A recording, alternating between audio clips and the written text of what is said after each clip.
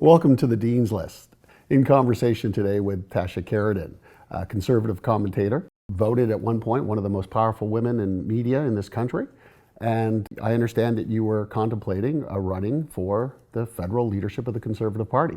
So tell me a little bit about your journey and what your politics are and where you're going. Oh, thank you so much, Dean. It's a great pleasure to be here, and congrats on the show. I'm very happy for you because I think conservatives need to have more of these kinds of conversations, and I'm really thrilled that you invited me to do so. My journey has been a long one with sort of a common thread of politics all the way through it.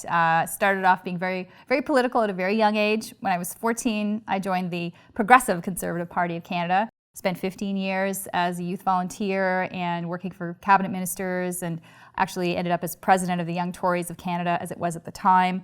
And then I went into, as you pointed out, media. And I spent 20 years of my career working in front of the camera, sometimes behind the camera, producing radio, television, a host of things. But through all that time, the common thread was really, I was mostly focused on issues of interest to me, including conservative politics. I had the chance to teach conservative politics at McGill University, where I still lecture. And I also worked for a couple of think tanks in between media stints. And they were with the Fraser Institute and the Canadian Taxpayers Federation and the Montreal Economic Institute, all conservative-leaning, market-oriented think tanks. So I kind of evolved both, I guess, my presence in the sort of media universe as a conservative, but also my personal thought and belief systems, and doing a lot of research and work. And got to the point where, as you pointed out, when the leadership opened in 2022, several people approached me, in fact, many people approached me and said, why don't you consider giving it a shot? So I thought about doing it. In the end, I changed my mind, but it was a wonderful experience to try. You've had obviously a remarkable journey in terms of your basis of knowledge and interest. And let's talk a little bit about women's issues and the Conservative Party, because it seems oftentimes that this is misconstrued, that you're clearly a cosmopolitan, a well-educated person, somebody who has been in the trenches looking for free market solutions, and yet there seems to be this dialogue around the Conservative Party and right to life and these kinds of issues.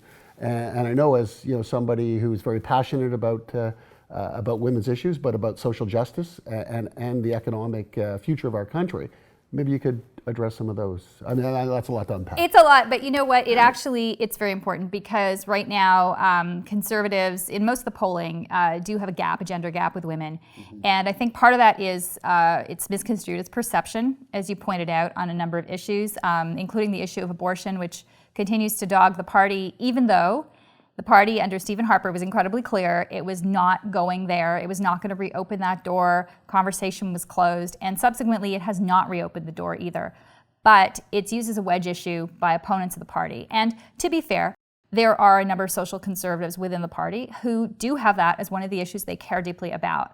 But for women, I think also, politics in general, as I sort of realized in my journey to potentially run for leader, is also a difficult balancing act. And it's a balancing act for a lot of things that men have to balance too, such as family, such as career. But it is a very consuming and demanding profession. And I had the chance to talk to a lot of women who were in politics, cabinet ministers and others, and ask for their advice of how do you handle this.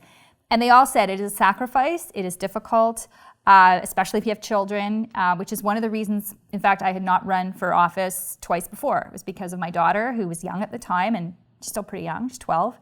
But that was a reason that was of issue to me. So I think for the conservatives, there's definitely, I think that, like you said, an issue for women in particular, but I think politics in general is still have some challenges for our gender that we have to address. Great. That brings up, your commitment to politics. You have a young daughter. You are bringing her up on your own at this point, obviously with lots of support from her father. You have to balance that off against a time commitment and where you see yourself in terms of making contribution.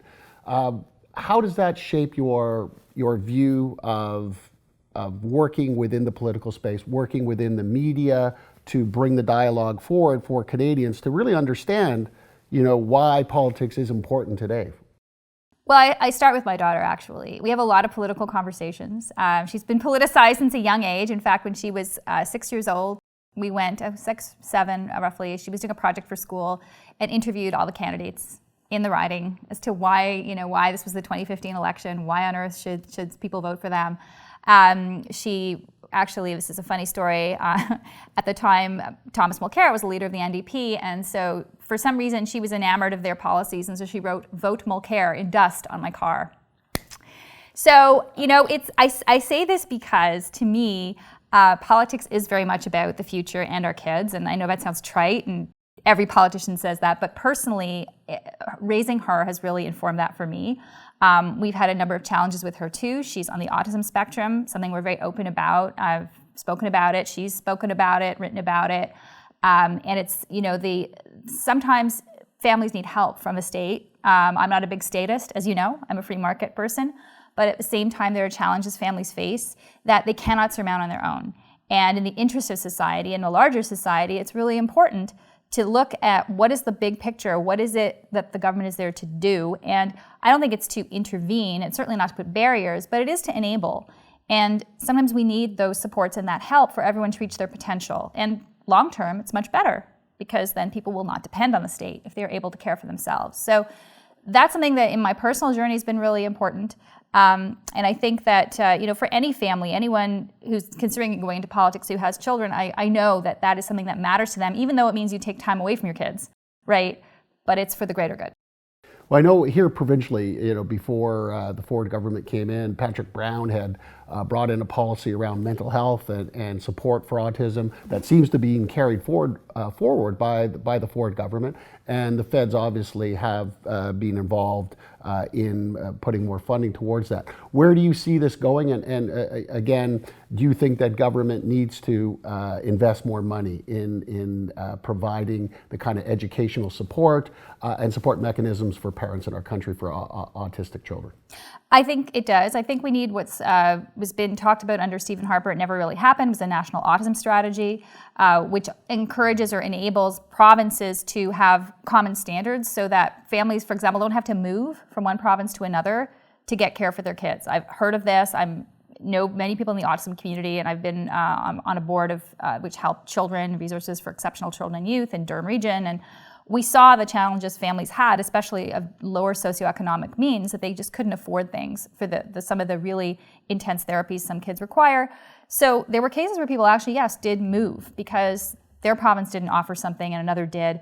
And so I think national standards would really help to ensure that provinces do meet the commitments that children have. And I think the other thing too is, we have to really make sure that autism is recognized as a lifelong condition. It is, a lifelong brain difference. It's not just kids. It certainly doesn't end at 5, but it doesn't end at 15 either. And so autistic adults also need supports to make sure they can contribute, they can work. Encouraging employers to recognize the talents of autistic people.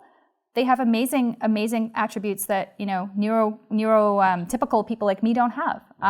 Focus, intensity of interest. So those things can be channeled if they are channeled the right way. So I think there's different levels of support the government could encourage provinces to have. It is provincial jurisdiction, but they certainly have a role to play. Well, thank you for that. Shifting gears, you're writing a book. Yes. The Right Path. Yes. What do you hope to provide Canadians, Conservatives, Liberals, who may want to, delve into this subject?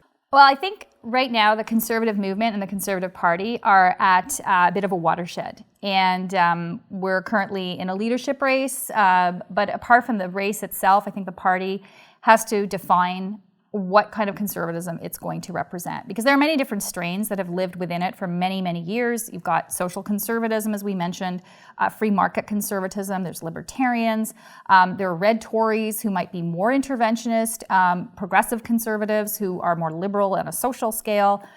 All these groups have lived within the party for, I would say, the better part of its existence.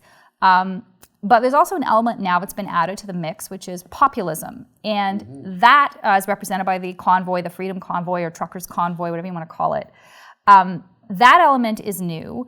That element is rearing its head because of a number of factors, including the actions of the current government, and I explore that in the book. I really do think that Mr. Trudeau and both his policies and his person contributed greatly to the sense of alienation that many people feel in this country, which expressed itself in that protest. And so as a result, conservatives have to decide which direction they're going to go, because we've seen what populism has done in the United States. I personally think it's very destructive in the way it's played out there. A lot of negative elements, including racism, white supremacy, all those things that we do not want to see in this country. There may be elements of that exist here, we know that, but do we want to let that become part of the conservative lexicon or family? No. And I think it's a very, very small part of what is out there now in terms of people who feel this alienation and feel, like I said, they've been demonized by this government, et cetera. But the danger is that other people will conflate all conservatives with that. And I think that is the problem. We have to look at this and say, how do we make sure that we make room for people who genuinely feel that this government of liberals has not served their interests, that they genuinely feel they want something better and different, and leave the people who have other motivations outside of that tent? How do we bring the well-meaning people into the tent with all the other types of conservatives and move forward? And so that's what this book is designed to do. Well, I guess there's always the PPC for some of those individuals, but I think it's interesting that unfortunately conservatives get painted with this brush, with some of these groups, and it doesn't seem fair, but it's how the media and social media picks up on this. Maybe you can talk a little bit to that, and because it obviously impacts the ability for conservatives to take government. Sure. Social media is a minefield. It has been a minefield for all politicians. What it does is it amplifies and creates echo chambers for points of view, and people fall into those points of view and then they don't see anything else. So it's polarizing. This polarization for conservatives has been dangerous. We can look at the example of the United States, where you have to become more and more extreme. You have people like Marjorie Greene, for example, who are just off the deep end in terms of their views. But because they are a lightning rod, they attract attention, they attract support, and people can find them on social media, whereas before, it was much more difficult for people to actually get together and have this commonality. It also reinforces. We know that algorithms on TikTok and Facebook, they will reinforce what you get fed, what you see. Mm-hmm. As a result, you become more and more entrenched in that view. You don't see the other side. You don't read the newspaper, for example, where you'll have maybe a liberal point of view and a conservative point of view living on the same page. You won't see that. You look at your phone, and that's where you get your news. So it's a real challenge for both sides, both conservatives and I would say who call themselves progressives or left-leaning politicos. So conservatives, I think, have to really guard against falling into that. I think we need to rebuild the big tent, as I just talk about in the book. There are different types of conservatives. There's convoy conservatives, as I call people, who supported the convoy and see that as the end game they want to play. There are what I call club conservatives, and that is people who were can seen as the elite conservatives. They may be high profiled in business or in professions or other things, but they are the old guard of the party. And those two groups are a bit at war, not because I think the club conservatives want it, but the convoy group and people who represent them demonize the elites. And by extension, they demonize elites within their own party, which is a problem.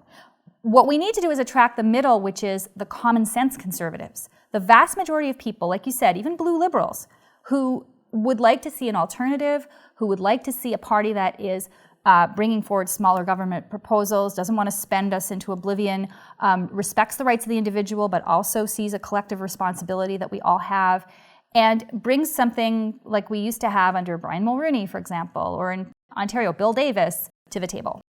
Tasha, thank you very much for being on the Dean's List today. As you know, Optimum Publishing will be bringing out your book July 5th. That's right. And we look forward to you going around the country and promoting the ideas and thoughts that you have on how we can make this country greater. Thank you so much, Dean. I really appreciate it. And thank you so much for letting me be on the show today.